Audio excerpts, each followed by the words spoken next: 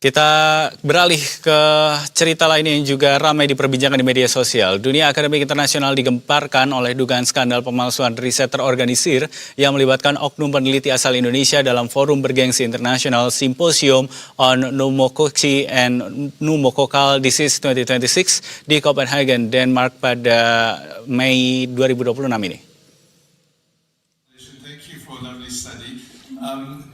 Kasus ini menjadi sorotan setelah epidemiolog Indonesia yang tengah menempuh studi doktoral di Oxford University, Waode Dwi Daningrat, membongkar berbagai kejanggalan yang ditemukannya selama konferensi berlangsung. Para terduga pelaku diduga menggunakan AI untuk memalsukan data penelitian, mengganti identitas dan afiliasi agar dapat tampil berulang kali, serta mencantumkan nama fiktif maupun anggota keluarga sebagai co-author. Aksi ini diduga bertujuan untuk memperoleh dana hibah perjalanan dan pengakuan akademik secara instan. Kasus itu dinilai berpotensi merusak kepercayaan global terhadap kredibilitas akademisi dan juga institusi riset Indonesia.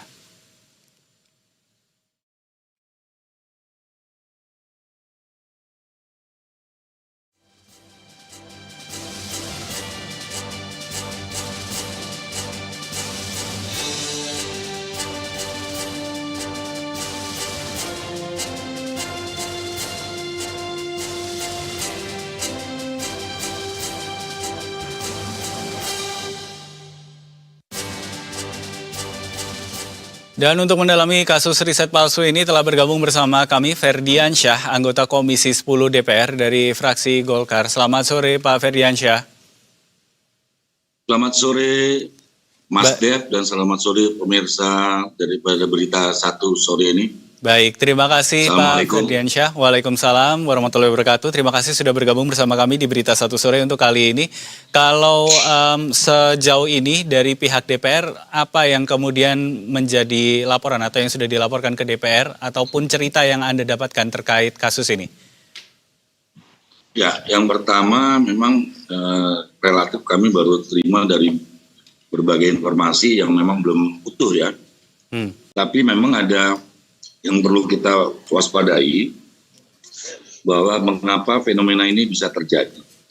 Yaitu yang pertama adalah adanya tuntutan kredit atau KUM untuk dipublikasikan. Kedua, sistem pengawasan yang relatif menurut saya agak lemah. Yang ketiga, sanksi sosial itu harus juga menjadi perlu dikedepankan. Nah, dampak buruk yang dihasilkan adalah penyalahgunaan daripada uang negara karena ini riset ini menggunakan uang negara, kemudian mencederai daripada reputasi akademik, tentu di sini alumninya dan juga para akademisi. Yang ketiga, ketidakadilan bagi peneliti yang jujur. Nah, dari ini perlu kita melakukan antisipasi, yaitu membuat blacklist atau daftar hitam bagi penyelenggara konferensi atau jurnal yang terindikasi predator. Yang kedua, wajib output yang jelas, jurnal terindeks Scopus yang tertinggi. Dan sebenarnya masih banyak hal yang memang menjadi perhatian kita, tentu di sini dari pihak kampus ataupun pihak yang mengirim, itu menjadi catatan bagi kita bersama. Nah, ini kan kalau nggak salah namanya Prihartini ya, kalau nggak salah ya. Kalau nggak salah nih Mas Dev. Betul. Nah, memang kalau dilihat dari sini, yang kalau dilihat kita cermati bersama, ada kesan modus operandinya, cara kerjanya terstruktur dia. Jadi kalau dilihat dari berbagai informasi, misalnya dia menggantikan, jadi seolah-olah joki daripada sebuah penelitian. Nah, ini terbukti kalau kita lihat daripada informasi di beberapa mass media. Misalnya dia mengganti suatu katakanlah atribut dia dan berganti nama.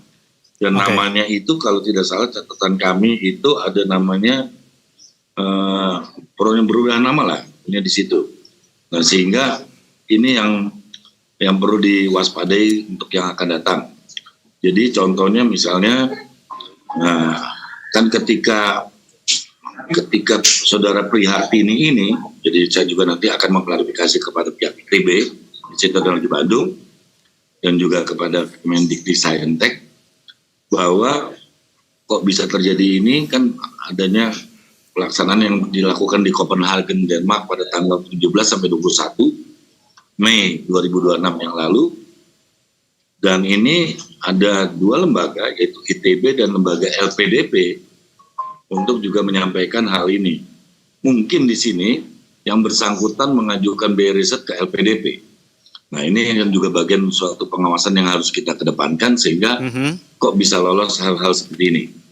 Nah, tentu di sini secara substansi, seyogyanya secara moral, pihak ITB juga harus menjadi penanggung jawab terjadinya kasus seperti ini. Karena ini juga walaupun secara tegas tidak terkait ya.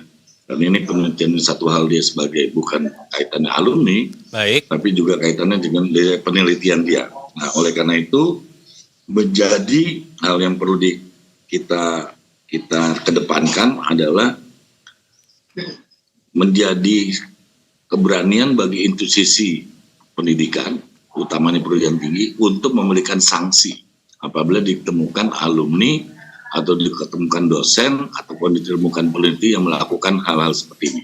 Gitu, Mas. Baik, kalau dari DPR sendiri, terutama dari Komisi 10, Pak Ferdiansyah, ini apa yang akan dilakukan begitu, atau apa juga yang sudah dilakukan? Apakah sudah kemudian berkomunikasi dengan pihak-pihak terkait begitu, atau mungkin dalam beberapa waktu mendatang begitu akan mengadakan rapat begitu ya bersama dengan pihak-pihak ini untuk membahas apa yang sebetulnya terjadi? Ya, maka dari itu sebenarnya sudah sangat direspon dengan baik oleh Saudara Brian atau Saudara Brian Wilantoro sebagai Mendikbudristek. Waktu itu kita sepakat bahwa kita juga jangan terlalu berafiliasi ataupun selalu melakukan hal itu kepada yang sudah berada di luar, tapi juga banyak penyelenggara dalam konteks jurnal penelitian yang juga sudah katakanlah berkelas internasional, baik itu di UI, ITB, IPB, UNPAD. Nah, yang jadi pertanyaan kan harus kita minta penjelasan kenapa ini dia dilakukan di Copenhagen, Denmark.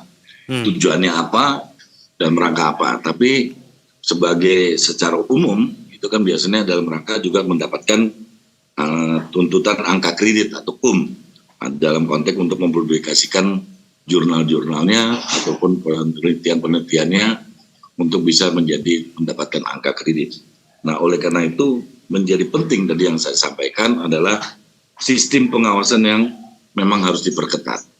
Dan kami sepakat dengan Pak Brian waktu itu, jadi memang akan meningkatkan kualifikasi kembali yang sekarang sudah ada berkelas internasional terhadap jurnal-jurnal yang ada di Indonesia. Jadi jangan khawatir kepada para dosen, untuk saat ini sudah banyak yang jurnal-jurnal yang sudah terindeks Scopus juga, baik itu Scopus 1 maupun Scopus 2. Jadi kepada para dosen, para mahasiswa tidak perlu juga melakukan terindeks Scopus terhadap jurnal-jurnal yang ada di luar negeri. Cukup yang ada di dalam negeri saja. Itu menjadi catatan untuk selanjutnya. Kecuali, nah ini jadi pertanyaan juga, apakah ini jurnal di Copenhagen ini dalam konteks kompetisi?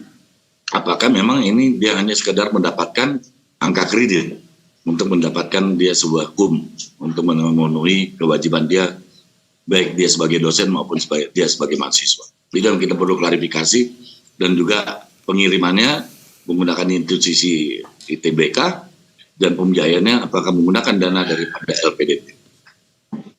Baik, Pak Ferdiansyah. Terakhir, kalau kita melihat kasus ini sudah berkembang begitu, opininya pun juga sudah ramai di media sosial.